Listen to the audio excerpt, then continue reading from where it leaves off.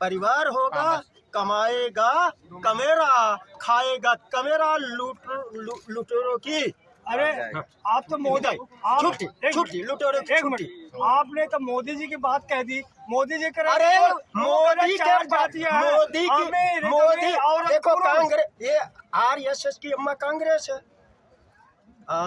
RSS की अम्मा कांग्रेस है, जानते हो कि नहीं? तो किस मोदी क्या है, किस खेत की मूली है? अरे जो भी फसल पैदा होता हमारे खेत में होता। जो प्रतिनिधित्व जो मिला है संविधान में, वो सामाजिक पिछड़ापन और शैक्षणिक पिछड़ापन के आधार पर मिला है, आर्थिक आधार पर नहीं मिला। अभी जो क्रिमिनल लगाया कोर्ट ने, जो बेलगाम न्यायपालिका कांशीराम जी ने ये लगाया था, एक सब्जेक्ट ही लगाया था, तो वही वो बेलगाम है। वहाँ सब कॉलेजियम सिस्टम से ब्राह्मण बैठे हैं। ये छुपा हुआ है कि आप चमार इतना है तो तुम्हारा वोट कम पड़ेगा, जान जाओगे कि पासी इतना है तो तुम्हारा वोट कम हो जाएगा, जान जाओगे तो कि हलवाई भुजवा तेली जो बैकवर्ड में सब आता है। ये बहुत साफ बात है। देखिए किसान में जाति नहीं होती है, किसान में जाति होती है क्या? तो हम तो भविष्य में सबको किसान का ही सर्टिफिकेट देने वाले हैं। हम भविष्य में ये जो जाति पर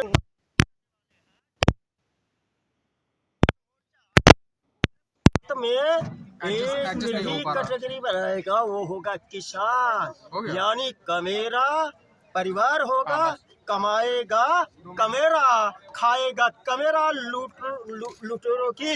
अरे आप तो मोदी, छुट्टी लुटेरों की छुट्टी। आपने तो मोदी जी की बात कह दी। मोदी जी कर अरे मोदी और देखो कांग्रेस, ये आरएसएस की अम्मा कांग्रेस है। आरएसएस की अम्मा कांग्रेस है, जानते हो कि नहीं? तो किस मोदी क्या है, किस खेत की मूली है? अरे जो भी फसल पैदा होता हमारे खेत में होता भाई, तो मोदी किस खेत के हुई? तो महिला को आरक्षण दे तो दिया, महिलाओं को आरक्षण दे तो दिया। अभी लफड़ा क्यों कांग्रेस करवा रही है, विरोध क्यों कांग्रेस की? अगर देखो रिमोट तो कांग्रेस के पास है, असली रिमोट भारत में कांग्रेस के पास है। अभी एक थोड़ा नजीर देता हूँ समझाने के लिए देश के लोगों को। अभी सुरक्षा पर दे रहा हूँ, एक स्पेशल सुरक्षा व्यवस्था होती है। स्पेशल सुरक्षा व्यवस्था पहला इधर सोनिया को मिला, उसके बेटे राहुल को मिल गया, उसकी बेटी प्रियंका को मिला, जो चौथा बार में आया वो अमित शाह को मिला, और पांचवा मोहन भागवत को मिला। स्पेशल व्यवस्था 5वें नंबर पर है। यानी कांग्रेस ही खानदानी एक किसानों का दुश्मन है, मूल निवासियों का दुश्मन है, कमेरों का दुश्मन, और इसका सहयोगी है पार्षद है। सर एक सवाल ले लीजिए, आरक्षण कब तक रहेगा सर? जब तक जाती रहेगा। आप क्या मानते हैं सर? मैं कुलदीप सिंह हिस्सापुरी, पंजाब प्रधान बीएमपी पंजाब जी। आपका सवाल क्या है? मेरा सवाल है कि आरक्षण कब तक? आरक्षण जो आप कह रहे हैं ना,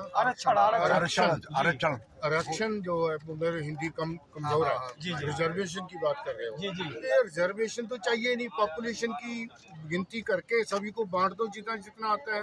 जात के आधार पे क्यों आरक्षण हो? ब्राह्मण 3% है, उसको 3% पोस्टें दे दो।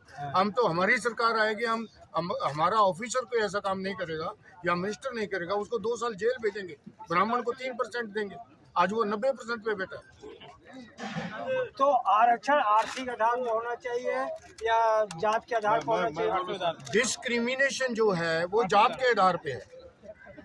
अगर डिस्क्रिमिनेशन जात के आधार पे है तो फिर कर्षण जात के आधार पे देने पे क्या कह रहे हैं सर? आरक्षण जो प्रतिनिधित्व जो मिला है संविधान में, वो सामाजिक पिछड़ापन और शैक्षणिक पिछड़ापन के आधार पर मिला है, आर्थिक आधार पर नहीं मिला। अभी जो क्रिमिनल लगाया कोर्ट ने, जो बेलगाम न्यायपालिका कांशीराम जी ने ये लगाया था, एक सब्जेक्ट ही लगाया था, तो वही वो बेलगाम है। वहाँ सब कॉलेजियम सिस्टम से ब्राह्मण बैठे हैं। उन्होंने अभी क्रिमिनल लगाया, मैंने जो हल जोत रहा है उसका बेटा बनेगा अफसर बनेगा, उसका भाई अगर शहर में तहसीलदार बना है, वो उसे IAS IPS बनाने के स्पर्धा में ला रहा है, तो उसका कच मार दिया। और जो हल चला था उसके बेटे को बोल रहे हैं लग जाए नहीं, नौकरी आप पे। इसका थोड़ा हमें हाँ। हमारे दर्शकों को समझाइए हाँ। कि जो आज कई साल पीढ़ी से आरक्षण ले रहे हैं, अब उनको आरक्षण की जरूरत है, अब आगे जिसको नहीं मिले उनको मिलना चाहिए। सुनो ना, आरक्षण ये कोई रोजगार हमी योजना नहीं है भाई साहब। कोई सवाल कर रहे हैं? सुनो सुनो सुनो, पीढ़ी से ले रहे हैं। अगर मैं आरक्षण में नौकरी पे लगा, टीचर लगा, तो मैं मेरे बेटे को एमपीएससी परीक्षा देने लगाऊंगा, आईएएस बनाऊंगा, आईपीएस बनाऊंगा, वो क्लास 1 अधिकारी बनेगा। बाबा साहब ने जो कहा था कि जो मौके की जगह है वो काबिज करो, हम मौके की जगह काबिज करने की स्पर्धा में आ गए तो ब्राह्मणों ने कैंची लगा दी, क्रिमिनल लगा के।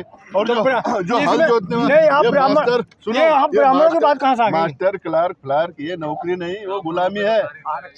कलेक्टर, एसपी, सचिव, राज्य सचिव, कैबिनेट सचिव, ये नौकरियां है। वहाँ हमारे बहुजन समाज के SC ST OBC के लोग जाने लगे तो उन्होंने क्रिमिनल लगा दिया। और जो हल चलाने वाला है उसके बेटे को बोल रहे लग जा नौकरी पे, वो लगता फिर क्लर्क, गुलामी करता। जी हाँ, बोलिए सर। मेरा एक सवाल है, अभी एक निर्णय आया है कि केवल एक ही सवाल है पहले सवाल तो सुन लीजिए, और सवाल है मेरा एक सवाल है ना, 2 4 10 पूछ लीजिए।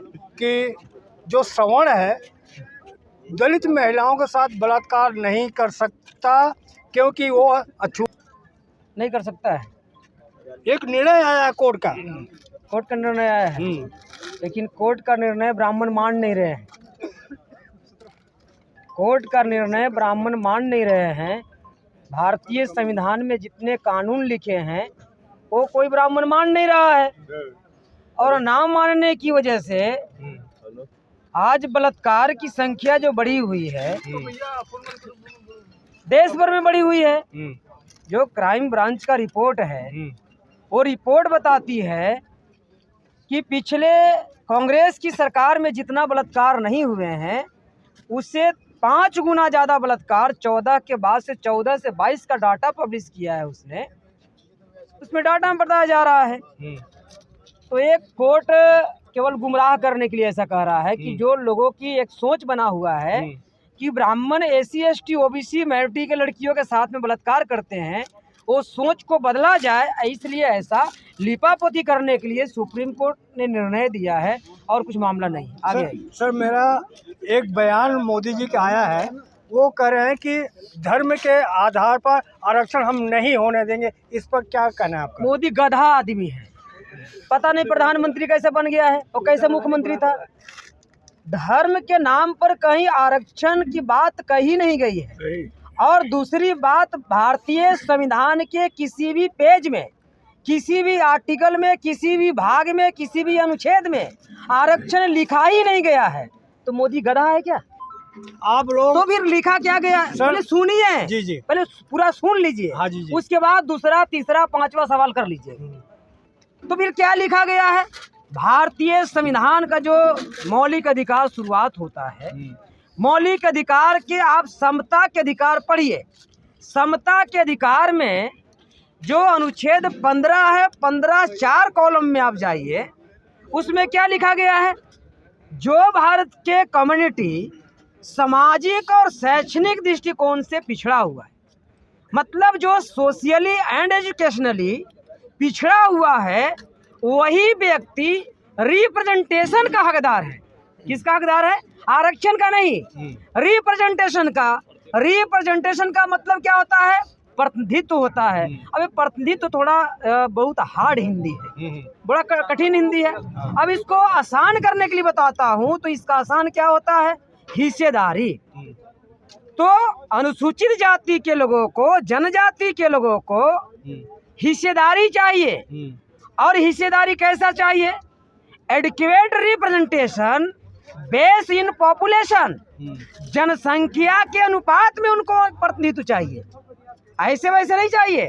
बाबा साहब अम्बेडकर ब्राह्मणों की बदमाशी समझते थे, इसलिए उनको मालूम था कि अगर हम केवल एडिक्वेट रिप्रेजेंटेशन लिखते हैं और आगे नहीं लिखते हैं कि इसका बेस क्या होगा, तो बाबा साहब अम्बेडकर ने बेस लिखा, उसका बेस होगा, प्रतिनिधित्व का आधार होगा जनसंख्या। सर एक सवाल है, तो जिसकी जितनी, पहले सुनिए तो, मेरा वीडियो बड़ा होगा, दर्शकों को सुनने दीजिए पहले। कोई बात नहीं। तो जिसकी संख्या जितनी होगी उसकी उतनी हिस्सेदारी देना होगा। ये ब्राह्मण देने की काम नहीं करते हैं, तो ब्राह्मण जब देते ही नहीं तो मोदी की क्या औकात है? वो तो रखा हुआ आदमी है। लास्ट सवाल है, ये आरक्षण कब तक? फिर मैं आपको बार बार कह रहा हूं, पत्रकार महोदय, आप लोग कैसे पत्रकारिता चलाते हैं मुझे समझ में नहीं आता है। आरक्षण की बात है ही नहीं। अनुसूचित जाति के लोगों को, जनजाति के लोगों को, धर्म परिवर्तित अल्पसंख्यकों को और पिछड़ा अति पिछड़ा के लोगों को किसी को आरक्षण नहीं चाहिए। हमें प्रतिनिधित्व चाहिए और वो प्रतिनिधित्व जनसंख्या के अनुपात में 100% प्रतिनिधित्व चाहिए। जात गणना आप चाहते हैं? खूब चाहते हैं। जात तो 4 ही है। कल इसीलिए तो हम लोग वहाँ बैठे हुए थे जंतर मंतर पर। मोदी जी तो कह रहे हैं जात तो हम 4 ही लोग है। जितना चाहते हैं उतना भारत में कोई नहीं चाहता है। ओबीसी की जाति जनगणना जितना हम लोग कराना चाहते हैं उतना ही देश में कोई नहीं चाहता है। मोदी तो ओबीसी खुद हैं और डुप्लीकेट ओबीसी है। जब वो मुख्यमंत्री बने थे तो अपना जाति का नाम जो है वहाँ केशुभाई पटेल मुख्यमंत्री हुआ करते थे। तो पटेलों को काउंटर करने के लिए आरएसएस ने प्लान बनाया कि भाई एक डुप्लीकेट पैदा करो ओबीसी। तो डुप्लीकेट ओबीसी पैदा करने के लिए नरेंद्र मोदी का जो घाची जाति है, वो घाची जो है वो स्वर्णों में जनरल कैटेगरी में आता था। तो ओबीसी के क्यों मुख्यमंत्री बनते ही अपने जाति को जनरल से निकाल करके ओबीसी में डाला और ओबीसी में डालकर पटेलों की राजनीति को वहाँ समाप्त कर दिया और ओबीसी मोदी बन गया। केवल ओबीसी के क्यों जात करना चाहते हैं? ओबीसी में सबसे ज्यादा जातियां हैं। 3743 जातियां ओबीसी में आती है, तो सबसे बड़ी आबादी ओबीसी की है। और 1931 के बाद ओबीसी के जातीय होना चाहिए, बंद हो गया है। सवर्णों की हो रही है, सवर्णों की हो रही है, अनुसूचित जाति की हो रही है, जनजातियों की हो रही है, सवर्णों को भी हो रही है, लेकिन हो रही आंकड़ा पब्लिश नहीं किया जा रहा है। ये गलती हो रही है। और ओबीसी का न जनगणना हो रही है तो आंकड़ा पब्लिश कहाँ से होगा?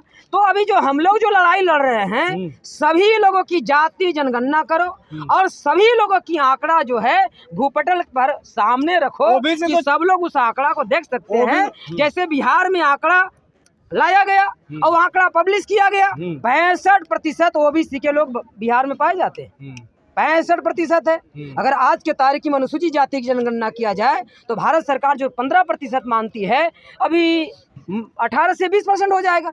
नेशनल दस्तक की आपसे गुजारिश है कि अगर इसको बचाना चाहते हैं तो नेशनल दस्तक को सब्सक्राइब करने के लिए रेड कलर के सब्सक्राइब बटन को दबाएं, फिर बेल आइकन की घंटी दबाएं। नेशनल दस्तक को बचाने के लिए बहुत जरूरी है कि हर खबर को शेयर करें, लाइक करें, कमेंट जरूर करें।